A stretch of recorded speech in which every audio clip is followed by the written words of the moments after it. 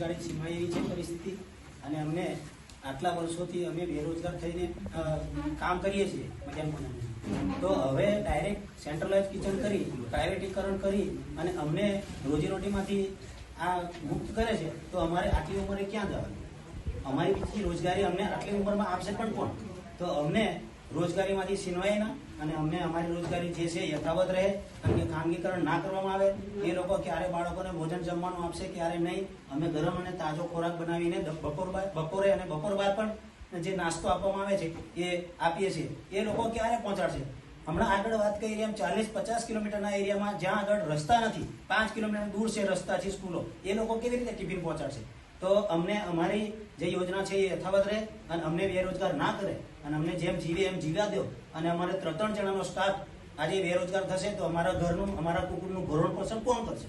સરકાર એક બાજુ એવું કહે છે કે તમને રોજગારી આપે અને એક બાજુ અમારી રોજગારી છીનવવામાં આવે છે. તો કયા કારણોસર અમને આ રીતે અમારું અહિત કરવામાં આવે છે એ જણાવીએ છીએ. અને એ બાબતે અમે આજે મીડિયા દ્વારા, તમારા દ્વારા જણાવીએ છીએ કે અમારી રોજગારી ના છીનવાય. ઘણી જગ્યાએ અમે આવેદનપત્રો કલેક્ટર સાહેબને, મામલતદારશ્રીઓને બધાને આપેલું છે, પણ અમારી બાબતમાં કોઈ નિર્ણય કશું આવતો નથી. અને આજે સેન્ટ્રલાઇઝ કિચનનું રૂટ મેપિંગ પણ થઈ ગયું છે અને એમની જગ્યા પણ ફળવાઈ ગઈ છે. તો અમારી રોજગારીનું શું એ બાબતે અમે તમને જણાવવા આવેલા છીએ. તમારી જે પણ રજૂઆત છે હું સરકાર દ્વારા તમે સરકાર સુધી પહોંચાડીશું. આવનાર 2026-27 નું અમારું હમણાં બજેટ સત્ર આવવાનું છે વિધાનસભા, ત્યાં પણ અમે ઉઠાવીશું. અને વિધાનસભામાં જયારે તમારી બધાની જરૂર પડશે તો 72 તાલુકાના મધ્યાહન ભોજન સંચાલકના તમે બધા ત્યાં હાજર રહેજો.